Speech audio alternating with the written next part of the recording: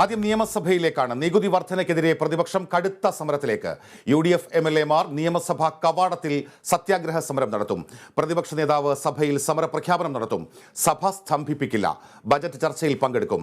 Youth Congress നിയമസഭാ March അല്പസമയത്തിനകം. Sarath K ശശിയാണ് വാർത്ത റിപ്പോർട്ട് ചെയ്യുന്നത്. ശരത്ത്, ഈ ഇന്ധന നികുതി വർധനവുമായി ബന്ധപ്പെട്ട് ഏത് തരത്തിലുള്ള സമരത്തിനാണ് ഇപ്പോൾ പ്രതിപക്ഷം ഒരുങ്ങുന്നത്? എന്തൊക്കെയാണ് സഭയിൽ സംഭവിക്കുന്നത്?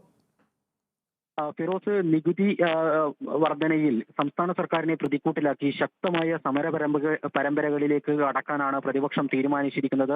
ഇപ്പോൾ നിയമസഭയ്ക്കകത്തെ പ്രതിപക്ഷ നേതാവിന്റെ ഓഫീസിൽ UDF യോഗം ചേരുകയാണ്. ഈ UDF യോഗത്തിന് ശേഷം തുടർന്നുള്ള സമര പരിപാടികൾ പ്രഖ്യാപിക്കാനാണ് തീരുമാനിച്ചിരിക്കുന്നത്. നിലവിൽ നമുക്ക് ലഭിക്കുന്ന വിവരം UDF MLA മാർ സത്യാഗ്രഹ സമരം നടത്തും എന്നുള്ളതാണ്. നിയമസഭാ കവാടത്തിന് മുന്നിൽ 3 UDF MLA മാർ സത്യാഗ്രഹ സമരം നടത്തുന്നതിന് വേണ്ടിയാണ് തീരുമാനിച്ചിരിക്കുന്നത്.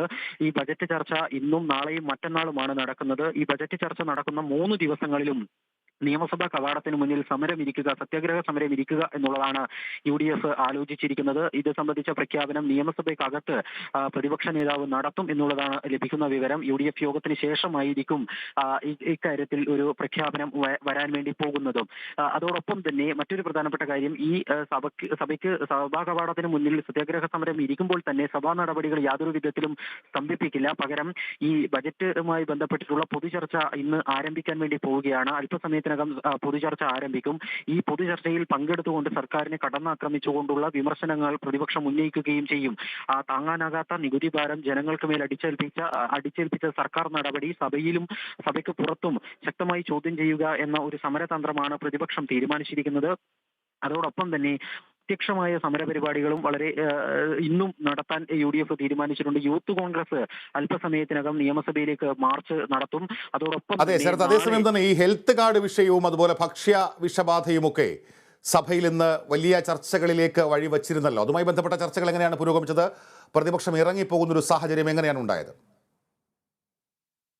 ഭക്ഷ്യസുരക്ഷ ഉറപ്പാക്കുന്നതിൽ സർക്കാർ സംവിധാനങ്ങൾ പരാജയപ്പെട്ടുവെന്ന് ചൂണ്ടിക്കാണിച്ചുകൊണ്ടായിരുന്നു പ്രതിപക്ഷം അടിയന്തര പ്രമേയത്തിന് നോട്ടീസ് നൽകിയത്.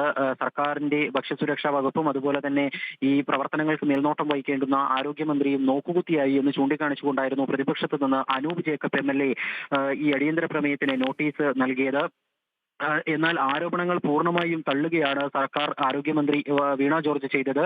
ഫലപ്രദമായ പരിശോധനകളാണ് നടക്കുന്നത്. ഊർജിതമായി തന്നെയാണ് ഈ ഭക്ഷ്യസുരക്ഷ ഉറപ്പാക്കുന്നതിന് വേണ്ടിയുള്ള നടപടികൾ സർക്കാർ കൈക്കൊണ്ടിരിക്കുന്നത്. ഹെൽത്ത് കാർഡൊക്കെ തന്നെ ഈ നടപടിയുടെ ഭാഗമാണെന്നായിരുന്നു ആരോഗ്യമന്ത്രി വിശദീകരിച്ചത്.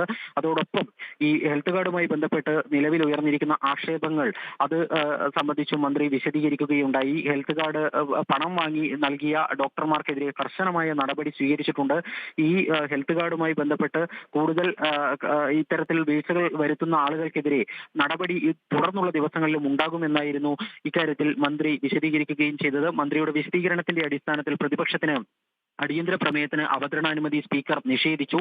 പലതവണ ഈ വിഷയം സഭയിൽ ഉന്നയിക്കപ്പെട്ട വിഷയമാണെന്നുള്ള ഒരു പരാമർശം സ്പീക്കറുടെ ഭാഗത്തു നിന്ന് ഉണ്ടാവുകയും ചെയ്തിരുന്നു. ഏതായാലും പ്രതിപക്ഷത്തിന് അടിയന്തര പ്രമേയത്തിന് അവതരണാനുമതി നിഷേധിച്ചതിൽ പ്രതിഷേധിച്ച് പ്രതിപക്ഷം സഭയിൽ നിന്ന് ഇറങ്ങിപ്പോവുകയായിരുന്നു. അതെ, ശരത് കെ ശശിയാണ് നിയമസഭ റിപ്പോർട്ട് ചെയ്യുന്നത്. ഏറ്റവും പ്രധാനമായി ഇന്ധന നികുതി വർധനവിൽ പ്രതിഷേധിച്ച് പ്രത്യക്ഷ സമരരംഗത്തേക്ക് പ്രതിപക്ഷം ഇറങ്ങുകയാണ്. നിയമസഭയുടെ മുൻപിൽ 4 MLA മാർ സത്യഗ്രഹം ഇരിക്കും എന്നതടക്കമുള്ള തീരുമാനങ്ങൾ പ്രതിപക്ഷം കൈക്കൊണ്ടിരിക്കുന്നു. അതേസമയം സഭ ബഹിഷ്കരിക്കാതെ ബജറ്റ് ചർച്ചയിൽ പങ്കെടുത്തുകൊണ്ട് ഭരണപക്ഷത്തെ, സർക്കാരിനെ, നികുതി നിർദ്ദേശങ്ങളെ കടന്നാക്രമിക്കാനാണ് പ്രതിപക്ഷ തീരുമാനമെന്നും ശരത് കെ ശശി തിരുവനന്തപുരത്ത് നിന്ന് റിപ്പോർട്ട് ചെയ്യുന്നു.